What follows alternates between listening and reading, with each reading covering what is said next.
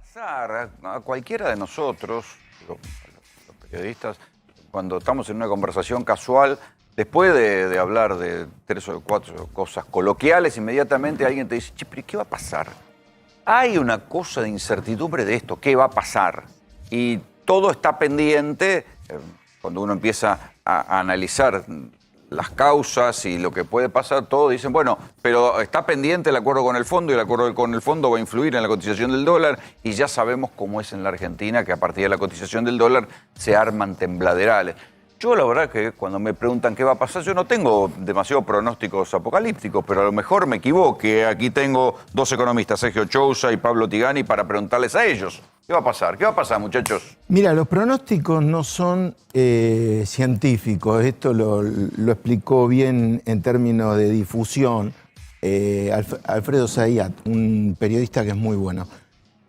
Vos tenés un diagnóstico con Chousa, con López Murphy, con cualquiera, el diagnóstico es el mismo. Cuando vos vas a un médico y te hace análisis de sangre, te hace esa radiografía, es lo mismo. Todo lo demás es adivinanza. Por ejemplo, ¿qué va a hacer el policy maker? Vamos a ver, ¿qué va a hacer ahora después del acuerdo con el Fondo Monetario Internacional? Segundo paso. Tercer paso, ¿cómo le van a responder los mercados? También es adivinanza. Ahora, los que se ganan la vida... Sí, no solo es adivinanza, sino es conflicto de intereses. Totalmente. Porque hay sectores que quieren devaluación, sectores que no quieren devaluación, hay sectores que apuestan a rediseñar la Argentina y otros que no quieren pegarse un tiro en el pie. Claro, hay un club de la devaluación en Argentina que cuando el dólar está barato los compra y los fuga y después vuelve a comprar cosas cuando el dólar está alto. Bueno, para esos la cosa le salió bastante mal. Está planchado el dólar blue hace 14 meses. O sea que lo llevaron a un lugar, el que compró dólares blue hizo muy mal negocio. Entonces, ¿qué es lo que va a pasar? En uno de los libros yo te decía, el gobierno va a llegar a un acuerdo con el fondo y va a hacer lo que hizo Néstor y Cristina, porque el presidente es el que era jefe de gabinete de Néstor.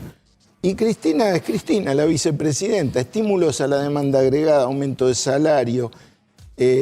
La reactivación económica va a generar recaudaciones con 60% de aumento. Está bien, pero me parece que hay una parte de la población que no quiere saber nada con la inflación. No, está bien. Pero vos recordá que entre 2003 y 2005 la inflación era muy baja. Y había una reactivación muy fuerte, sí. El PBI crecía al 8, el consumo al 9 o al 10. No se estaba pagando la deuda. La inversión, no, por supuesto, y no se va a pagar tampoco. ¿Vos tenés alguna duda que va a haber un plazo de espacio fiscal para reactivar la economía? Espera un cachito, espera que ahí me quedé con eso de que no se va a pagar la deuda. ¿Qué va a pasar? Bueno, a ver, retomando lo que decía Pablo, ¿no? Yo creo que tenés un desafío que es cómo coordinar las expectativas, ¿no? En la etapa posterior al acuerdo. Hoy prácticamente hay un consenso unánime de que... ¿Hay acuerdo? Sí, yo creo que sí, pueden pasar un par de días más, un par de días menos, está al caer. Me parece que en todo caso puede haber alguna discusión sobre, en ese programa en el cual vos te comprometés a ir ordenando tu macroeconomía, si lo haces a una velocidad de 100 km por hora, de 80 o de 120, ahí puede haber cierta rispidez, pero se va a llegar a un punto medio porque ni al Fondo Monetario le conviene que caiga el país con la mayor cuota parte de participación en... Sí, porque lo mandan a quiebra, digamos, por decirlo. No quiebran, pero digo, le provoca un agujero. Sí, y un costo reputacional muy, muy importante, ¿no? A lo que es el mecanismo de asistencia financiera del principal organismo supranacional, ¿no? Que debería... Está bien, pero ese plan acordado va a traer algún grado de ajuste, va a haber que aumentar las tarifas, no sé, algún grado de... No, mira, yo por ahí no me expliqué bien. No se va a pagar por imposibilidad. Si el fondo no quiere arreglar, no se paga y listo. O sea, llega el momento de pagar y no tenemos. Pero o sea, es así de fácil. Argentina nunca dejó de pagarle al fondo. No. Argentina un día lo tuvo ahí medio Néstor en una situación de mora. Con el fondo hay mora, no hay default. Es un detalle técnico. O se llega a un acuerdo, que yo estoy de acuerdo con Chousa, que sí se va a llegar a un acuerdo, obviamente, porque no le conviene a nadie no tener un acuerdo. O llega el momento, los que reestructuramos deuda en el sector privado, qué sé yo, 40, querés 50 veces deuda del sector privado. Vos estás reestructurando la deuda y estás siempre negociando hasta el minuto hasta el último minuto. Pero cuando Entonces, llega el por eso momento se demoró de el pagar, acuerdo. cuando llega el momento de pagar, si no tenés para pagar, hay que llegar a un acuerdo, hay que ser sabio y llegar a un acuerdo.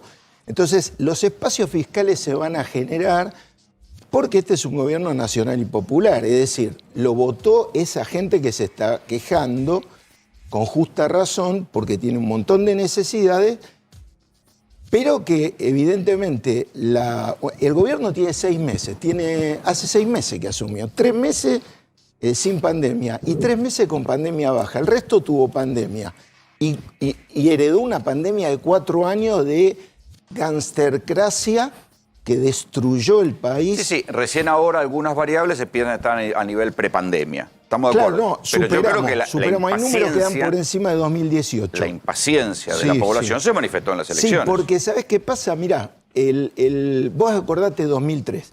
2003 se recupera la economía al 8, 2004 al 9. No llega la gente. En el 2005 algunos nos tuvimos que ir a trabajar al exterior porque acá todavía no se notaba, recién se notaba que empezaba a estar bien. Yo pude traer algunas inversiones en el año 2007. Pasaron 4 años. Y la gente nota evidentemente que su salario se quedó muy atrás, en dólares está destruido el salario.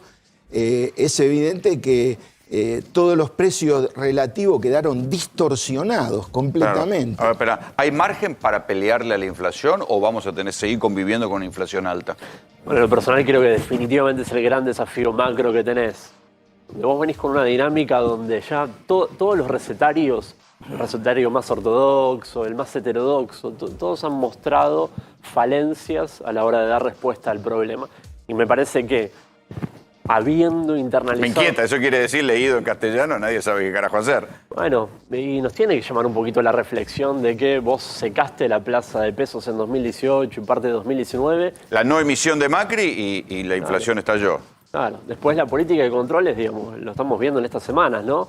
Es importante, hay un Estado tratando de coordinar, tratando de imponer en algunos casos cuando de la otra parte no hay respuesta, pero también muestra su limitante. No puedes tener un 3% de inflación en momentos de congelamiento. Sí, y yo te agrego una reflexión antipática. Digo, los grupos empresarios que no disfrutan de la no importación son lo mismo que te remarcan los precios. Sí. Bueno, por ese lado me parece que viene el gran desafío, ¿no? El problema inflacionario es un problema básicamente de coordinación. Es cómo hacemos para ponernos de acuerdo vos y yo para no matarnos entre nosotros, que es el hecho de que vos como empresario, por ejemplo, tengas incrementos que no atenten contra tus márgenes en un contexto de aumento de costos, pero que ese incremento de precios... Sí, pero eso me parece demasiado iluso, a pensar que van a acordar. Bueno, por eso. Digo, me parece que los grupos empresarios acuerdan solamente cuando tienen miedo de perder por la competencia. Si no se amplía la competencia, y la Argentina es un país tan concentrado económicamente, que no sé, yo no veo... Por eso, Rolando, yo creo que es un gran desafío. A ver, no vas a llegar a un buen resultado con eso si vos vas a los garrotazos, y yo creo que tampoco vas a llegar a un buen resultado si vas Dejás hacer todo. Exactamente. Me parece que ahí... ¿Cómo se daría una buena pelea contra la inflación? Ahora, en esta foto de hoy. Mirá, la verdad que yo tengo una opinión académica de esto. Si fuera fácil, no haría 70, 80, 90 años que tenemos inflación. O sea, el primer gobierno peronista crece 50, 60% y termina... y en los primeros años que crece 25, 30% acumulado, la inflación se va al 30%. Pero antes también tuvimos inflación en el siglo anterior a Perón. La inflación es un fenómeno multicausal muy complejo en Argentina, muy complejo. O sea, no es como dicen los libertarios que solo tiene que ver con la emisión monetaria. A ver, ¿y por qué no lo arreglaron? ¿Cuántos libertarios tuvimos ya? Tuvimos Sturzenegger, tuvimos a Cavallo, que dejó una inflación reprimida que explotó cuando fue... o sea, si vos tenés un ancla inflación... Sí, pero yo te diría, Cavallo la pisó y a su manera, pero a la trompada... chocó el país. O sea, pues, porque chocó. se habían enamorado, Cavallo se había ido y los que siguieron también estaban enamorados de la convertibilidad. Digamos, la usina ultraliberal fundamentalista de mercado pasó desde el 96 hasta el 2001, tuvieron ministros viceministro, director. Pero llegó de la Rúa y el ministro de Economía era Machinea, que era de la CEPAL. Y también se quedaron con la convertibilidad. Machinea, a ver, la diferencia entre Machinea y alguien de Harvard, no de Chicago, pero de Harvard, es de matices. ¿No es cierto? O sea, era un heterodoxo crítico, ¿no? Es una cosa muy light. Machinea lo primero que hizo fue ajustar. Sí. Así que, viste, no es muy cepalino. No, pero digo que me parece que la cuestión de la inflación, hay una demanda social, ya me parece, a la altura. Yo tengo una propia interpretación. Cada vez que el kirchnerismo perdió, y incluso el propio Macri, se van con inflación desatada. No, con el 20... según los estudios privados, Cristina se va con 25% de inflación. Macri se fue Pero ya era un problema, ya Macri se fue con 54. Por eso. Mirá, y Alberto tiene un voto castigo con un 50 y pico de inflación. Está también. bien, pero Alberto tiene una inflación que todavía no llega al 50, creciendo 10% este año. Macri se fue cayendo 3% sí. Con 54%, con contracción monetaria, con LELIQ al 80%. O sea, a ver, un fenómeno monetario está claro que no es. Sí. Si no lo hubiera resuelto el presidente del Banco Central, el último que estuvo, ¿no? Después de Sturzenegger. ¿El acuerdo con el fondo derrama al común de la gente o es solo para la macro? Me parece que en primer lugar es un buen muro de contención para que la situación no llegue a un nivel de inestabilidad complicado para lo social, ¿no? Yo no veo un escenario de ajuste, ¿no? Digamos, se está instalando mucho la idea de que todo nuevo programa con el Fondo Monetario... Pero tenés que hacer cuadrar las cuentas, no puedes seguir emitiendo. Bien, Rolando, sí. Pero mirá este año. Te atacan por un lado porque el gasto es dispendioso, ¿no? Lo dice un poco... Sí, y creciste al 10 y compensaste la caída del 2020. Exactamente, y recortando el déficit a la mitad, digo, hay mecanismos para reducir el desequilibrio interno en materia presupuestaria de manera virtuosa. Obviamente. Sí, recaudando más. Claro, estamos recaudando 60% más que el año pasado interanual. O sea, cuando la recaudación empieza a superar, cuando la tasa de crecimiento de la recaudación supera la tasa de crecimiento de gasto, se produce, como decía él, un equilibrio virtuoso, que va a tener que ser un superávit en algún momento. Sí, que sean los famosos superávit gemelos. Ya tenés un superávit de balanza comercial, en algún momento... Néstor Kirchner fue la envidia de Alzogaray, Alemán y Krieger Bacena. Tuvo 7 años de superávit primario. Vos me decís, no estaban pagando la deuda. Dile como quieras. Lo cierto es que eso no lo logró. Y con ese superávit después canceló la deuda. Tuvo 107 meses consecutivos de crecimiento. Pero Cristina no. Entonces, Cristina tuvo en el 2008 la crisis de Lehman Brothers. En el 2007 asume, en 2008 Lehman Brothers, el semestre trágico se llamó, el último pierde trimestre, la elección del 2009. Claro, la de medio término. 2010 y 2011 crecemos el 9. Al 10, sí. O sea, se recuperó. Vudú ministro de Economía. Vudú ministro de Economía, que como ministro me pareció que era un ministro que sabía de finanzas. Sí, doctor. A ver, una pregunta. Volviendo al tema del Fondo Monetario. El Fondo Monetario informó que se prepara para difundir un informe justamente de cómo se le otorgó el préstamo a Macri. ¿Ustedes creen que esto va a tener influencia en lo que es la negociación de la refinanciación de la deuda? Uno entiende que fue un pedido de que se acelere ese proceso. Siempre hay una evaluación de los programas que otorga el organismo en materia de crédito. Es importante que se haya acelerado, ¿no? Porque también nos va a servir un poco para procesar el grado de la magnitud del fracaso de ese programa, que recordemos, naufragó a los 2 meses de implementación, ¿no? Porque ahora lo vemos ya con la película más transcurrida, pero el primer momento en el cual se volvió a establecer un nuevo acuerdo fue a los 2 meses, de agosto a octubre. Me parece que el Fondo Monetario se debe una autocrítica profunda, pero tal vez no tanto para la experiencia argentina, sino cómo hace para no tentarse por motivaciones de carácter político, fue eso el programa de 2018, y dar programas que sean sostenibles, que ayuden realmente a los países que lo necesitan, pero sin ahogar a las economías. Pero ahora, con Argentina creciendo al 10, ¿pactar con el fondo va a ser un freno de mano para el crecimiento? No, ¿por qué? No necesariamente. Siempre es así. No, bueno, siempre fue así. Pero acá tengo tus libros, tengo los libros de Tigani que dicen eso. Un poco... Digo, acá está, perdón, FMI 2001, tecnocracia y crisis. Eso es lo que no hay que hacer. Bueno, Pero igual, Eso es lo Rolando, que no hay que ¿cuál hacer. es el contrafáctico? Si pactar con el Fondo Monetario puede ser un cepo al crecimiento, ¿cuál es el contrafáctico? ¿Patear el tablero puede ser más beneficioso para el crecimiento, para la distribución del ingreso? No. Yo definitivamente no lo creo. Eso puede ser un salto al vacío, por eso no se hizo eso. Pero me gustó la pregunta del colega que decía acerca, lo que preguntaba acerca de fondos. No nos hagamos muchas ilusiones, porque cuando vos sos una entidad, ¿no? El que se ha manejado a nivel financiero internacional sabe, vos sos una entidad Entre bomberos no se que organiza la vuelve manera. después de 13 años a un país donde lo echaron. Y en 5 minutos, como dice el prócer, le califican 57.000 palos verdes. Le desembolsa 45 cuando se da cuenta que todos le escribimos a Caldarelli y le dijimos no le des a este que reestructure la deuda con el sector privado. Él, que hace poco dijo Vidal que si tuvieran ellos tendrían crédito. Si tuvieran crédito no hubieran defaulteado en el 2018 y no hubieran reperfilado deuda en pesos en 2019. Son impresentables.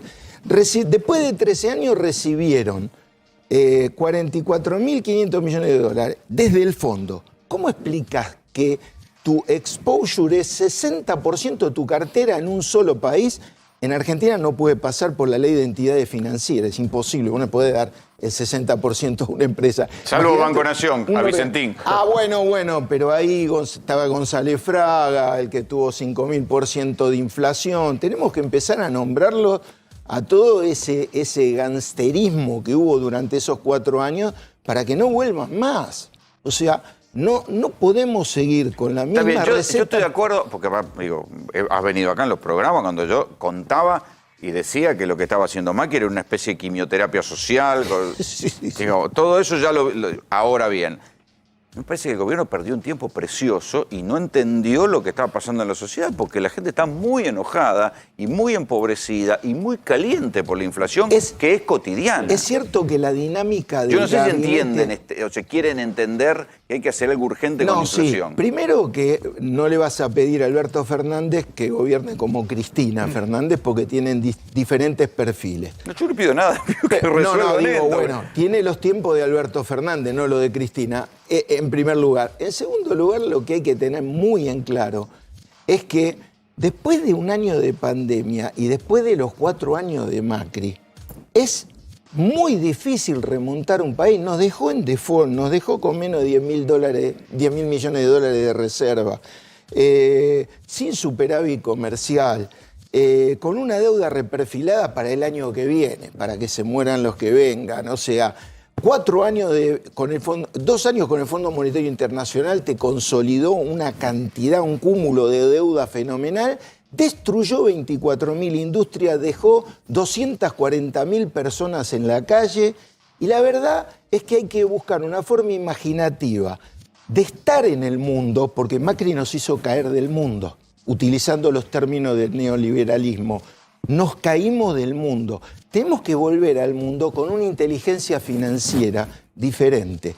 No podemos nosotros rechazar la financiarización de la economía global. La tenemos que utilizar a favor nuestro.